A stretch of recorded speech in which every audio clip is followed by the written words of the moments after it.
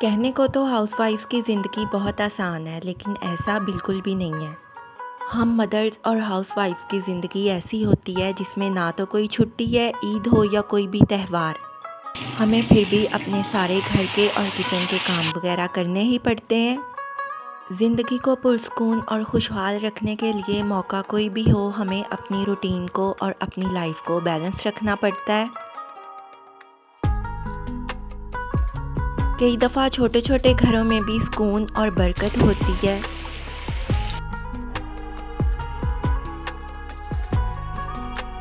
लेकिन बाज़ जगहों पे बड़े आलीशान घरों में भी बेसुकूनी होती है और महंगी तरीन चीज़ों और फर्नीचर वगैरह में भी घर खुशहाल और पुरसुकून नहीं लगता। अस्सलाम वालेकुम, कैसे हैं आप सब? आई होप सब ठीक ठाक होंगे। जहाँ रहें खुश रहें, आबाद रहें, हंसते मुस्कुराते रहें। इसी दुआ के साथ आज का व्लॉग स्टार्ट करते हैं। अच्छा, हमारे यहाँ कुछ दिनों से बारिशें स्टार्ट हुई हैं। 1-2 दिन गुज़रते हैं और काफ़ी तेज़ वाली बारिश आ जाती है और मौसम काफ़ी अच्छा हो रहा है। जब तक बारिश होती रहती है फिर तो मौसम काफ़ी अच्छा रहता है और ठंडी ठंडी हवा भी चलती है। लेकिन जब बारिश और हवा रुक जाती है और धूप वगैरह निकल आती है फिर तो बहुत ज़्यादा हब्स हो जाता है। 3-4 दिन से तो बारिश हर रोज़ ही आ जाती है। ज़्यादातर बारिश सुबह के वक्त आती है या फिर शाम के वक्त आती है। आज भी सुबह के वक्त बारिश हो रही थी। सुबह जब मैं सो के उठी तो काफ़ी तेज़ बारिश थी, लेकिन आहिस्ता आहिस्ता फिर बारिश कम हो गई। बहुत ही अच्छा खुशगवार और ठंडा सा मौसम हो रहा था। मैंने बारिश के थोड़े से क्लिप ले लिए हैं। अब तो काफ़ी कम हो चुकी है।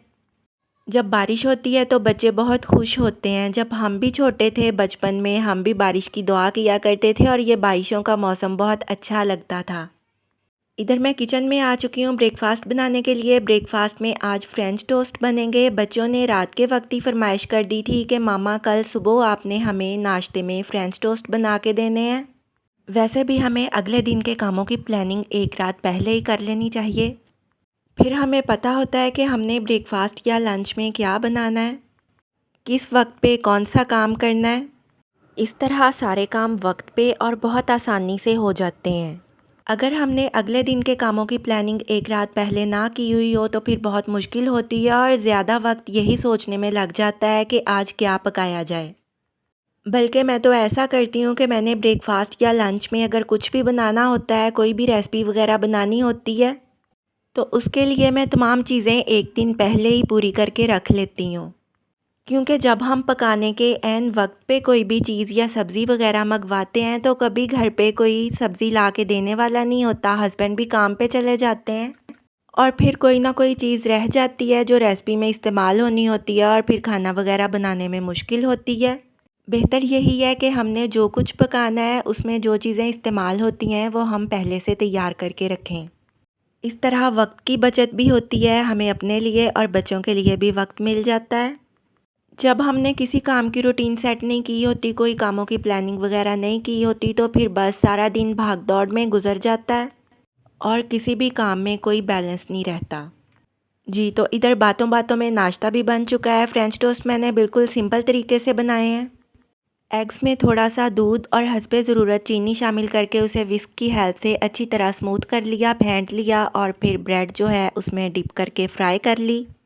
बच्चों को फ्रेंच टोस्ट के साथ 1-1 कप दूध का दिया और मैंने अपने लिए चाय बना ली थी।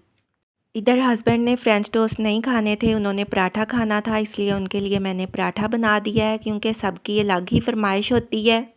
लेकिन इस शदीद गर्मी में पराठे वगैरह भी हर रोज़ नहीं बनते, बस जिस दिन जिसका पराठा खाने को दिल करता है फिर मैं बना देती हूँ। ब्रेकफास्ट करने के बाद मैंने सबसे पहले सारे किचन की क्लीनिंग कर ली थी। ओवन क्लीन किया, काउंटर टॉप और किचन का फ़र्श वगैरह भी क्लीन कर दिया था। जब इस तरह तली हुई चीज़ें पराठे वगैरह बनते हैं तो फिर हर जगह पे ऑयल और घी के छींटे पड़ जाते हैं, स्टोव पे भी पड़ जाते हैं और टाइल्स वगैरह पे भी।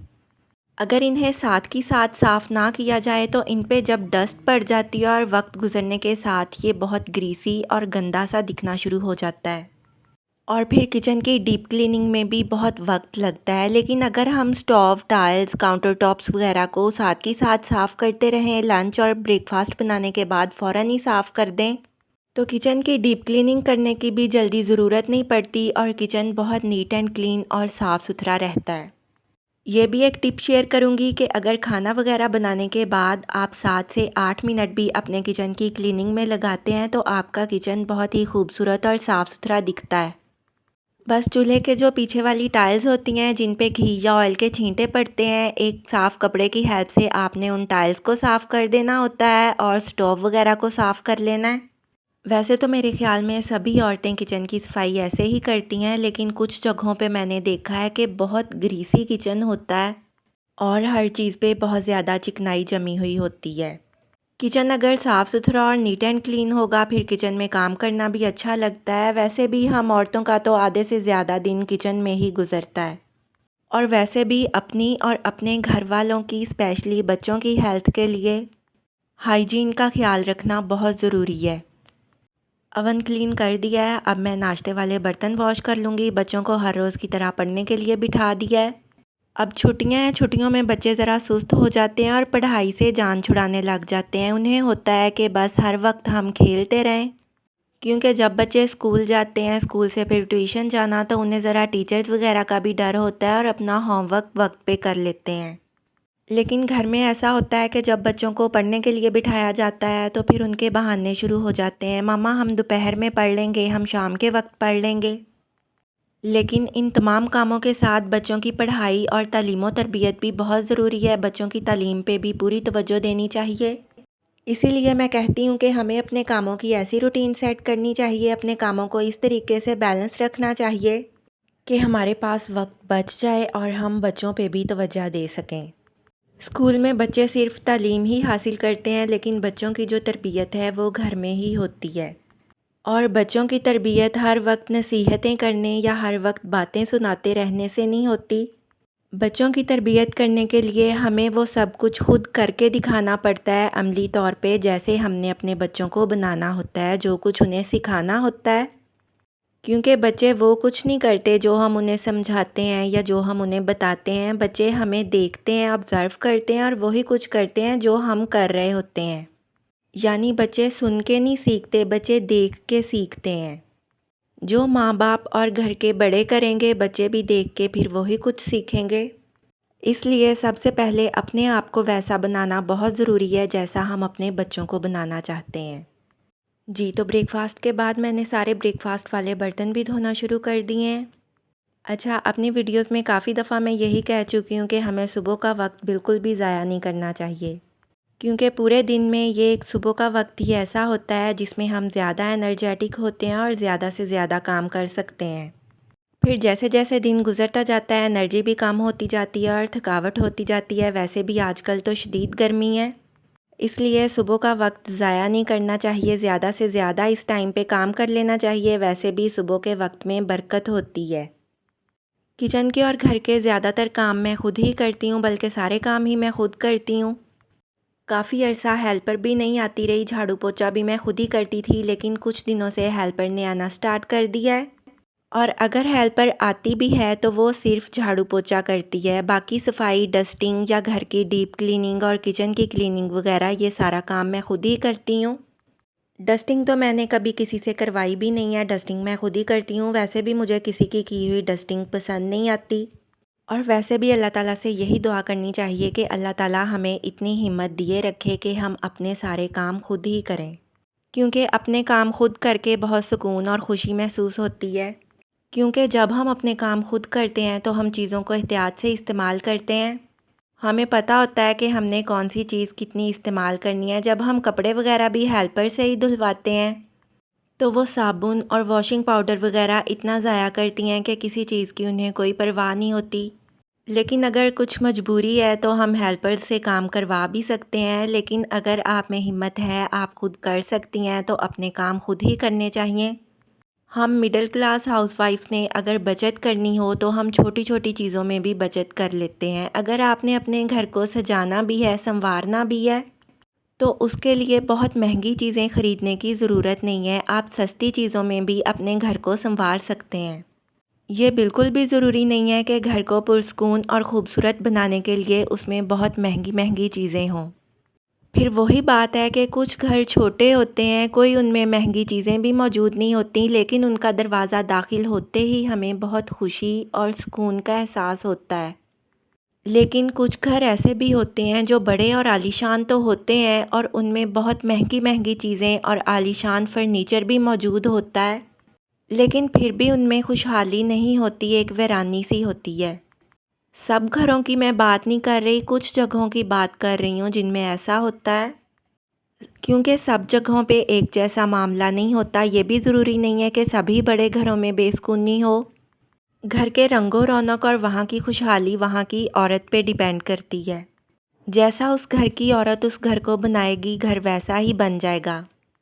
हम मिडिल क्लास हाउसवाइफ्स को पता होता है कि किस तरह हमने अपने बजट में रहते हुए हर चीज़ को मैनेज करना है और हमने बचत भी करनी है। ज़रूरी नहीं है कि हर रोज़ हमने खाने में वही चीज़ें बनानी है जो महंगी हैं। बेहतर यही है कि अपना वीकली प्लान तैयार कर लें कि आपने लंच और डिनर में पूरा हफ़्ता क्या बनाना है। फिर आपको अपने बजट में रहते हुए चीज़ों को मैनेज करने में आसानी हो जाती है, क्योंकि कई दफ़ा कुछ सब्ज़ियाँ वगैरह काफ़ी महंगी होती हैं और कुछ सस्ती भी होती हैं। इस तरह हमारा पूरे हफ़्ते का ये भी झंझट ख़त्म हो जाता है कि आज क्या पकाया जाए। हमें पता होता है कि हफ़्ते के कौन से दिन हमने क्या पकाना है और बचत भी हो जाती है, क्योंकि हमें ये भी पता होता है कि कौन सी चीज़ किस वक्त सस्ती मिल रही है और कौन सी चीज़ किस वक्त महंगी मिल रही है। फिर उस हिसाब से हम मैनेज कर लेते हैं। इधर टाइम मैनेजमेंट और अपनी बचत की टिप्स शेयर करते हुए बातों बातों में पता ही नहीं चला मैंने लंच बनाना भी शुरू कर दिया है। लंच में आज चावल बॉयल किए हैं और मूंग मसूर की दाल बनी है। बिल्कुल सिंपल तरीके से दाल बनाई है। दाल चावल की रेसिपी मैं पहले भी शेयर कर चुकी हूँ। खुला पानी एक पतीले में बॉयल होने के लिए रख दिया था। पानी में 2 टेबलस्पून नमक और थोड़ा सा ऑयल ऐड करके चावलों को बॉयल कर लिया है। जब चावल बॉयल हो गए तो उन्हें पानी से निकाल लिया और पानी को ज़ाया कर दिया है। इधर दाल के तड़के के लिए भी मैंने प्याज ब्राउन कर लिए थे। जब प्याज ब्राउन हो गए तो इसमें थोड़ा सा लहसुन अदरक का पेस्ट शामिल करके भी भून लिया था 3-4 मिनट के लिए और फिर दाल को तड़का लगा दिया। दाल चावल की कंप्लीट रेसिपी शेयर नहीं की। दाल चावल की कंप्लीट रेसिपी का लिंक मैं डिस्क्रिप्शन में ऐड कर दूंगी। आज का व्लॉग कैसा लगा कमेंट्स में ज़रूर बताइएगा। अगर आप चैनल पर नए हैं या चैनल को अभी तक सब्सक्राइब नहीं किया तो प्लीज़ चैनल को सब्सक्राइब ज़रूर कर दिया करें। वीडियो अगर थोड़ी सी भी अच्छी लगे तो लाइक और शेयर भी कर दें। अल्लाह हाफिज़।